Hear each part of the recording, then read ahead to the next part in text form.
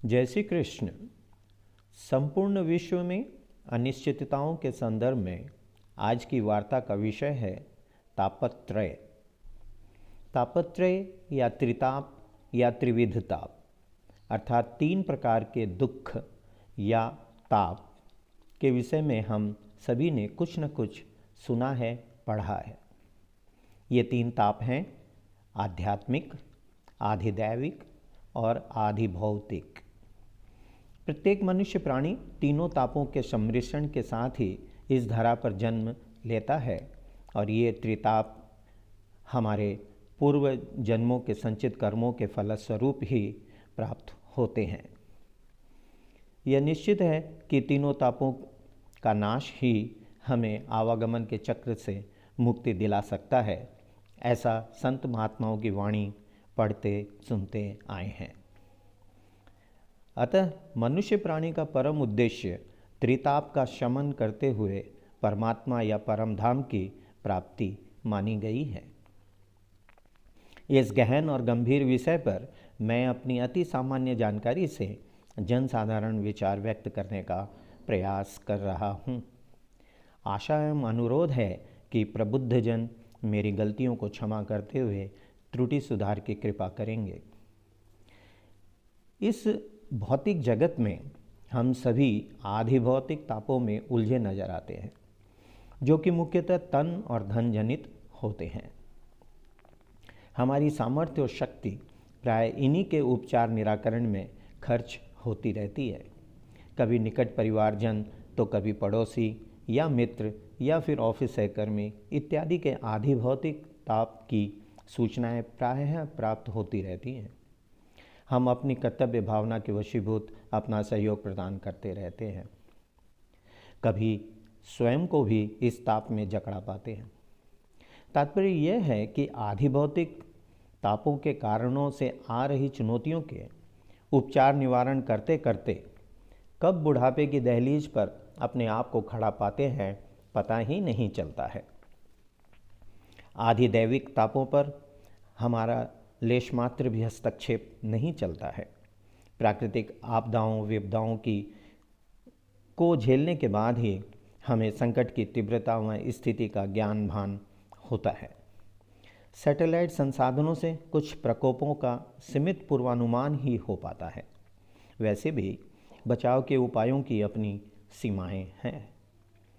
इस प्रकार हम कलयुगी प्राणी आधिभौतिक और आधिदैविक तापों के थपेड़ों में ही अटके रहते हैं।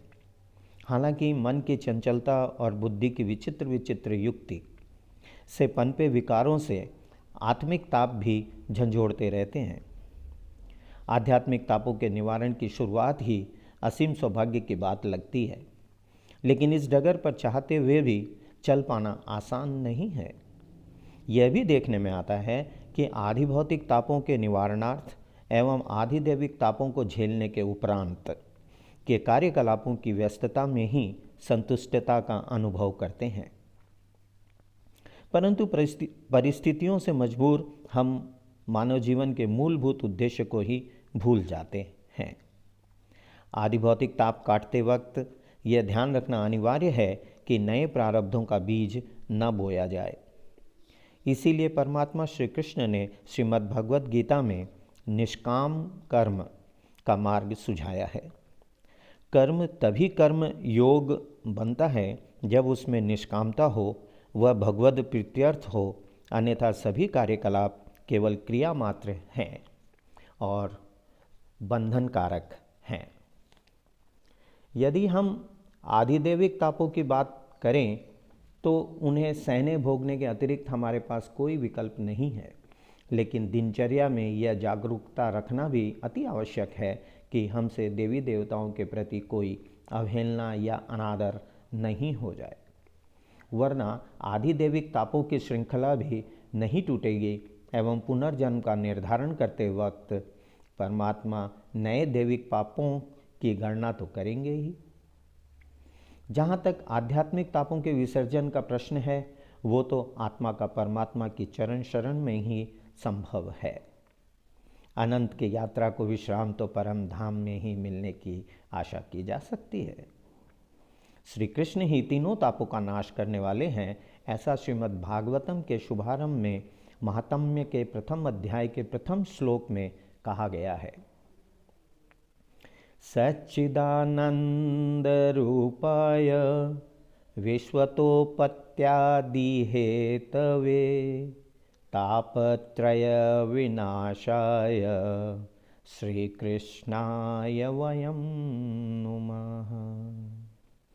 मीनिंग इन हिंदी, सच्चिदानंद स्वरूप भगवान श्री कृष्ण को हम नमस्कार करते हैं, जो जगत की उत्पत्ति, स्थिति और विनाश के हेतु तथा आध्यात्मिक, आदि दैविक और आदि भौतिक तीनों प्रकार के तापों का नाश करने वाले हैं। और श्रीमद् भगवद गीता के अनुसार भी सभी समस्याओं का समाधान श्री कृष्ण की पूर्ण शरणागति में ही है। अतः हमें श्री कृष्ण की शरण में जाना चाहिए। श्री कृष्णम शरणम गच्छेयुः। हरिओम तत्सत, हरिओम तत्सत, हरिओम तत्सत। सादर धन्यवाद। हैप्पी 2023। एक आध्यात्मिक सहयोगी किशन भंडारी, कुरुक्षेत्र, 31 दिसंबर 2022।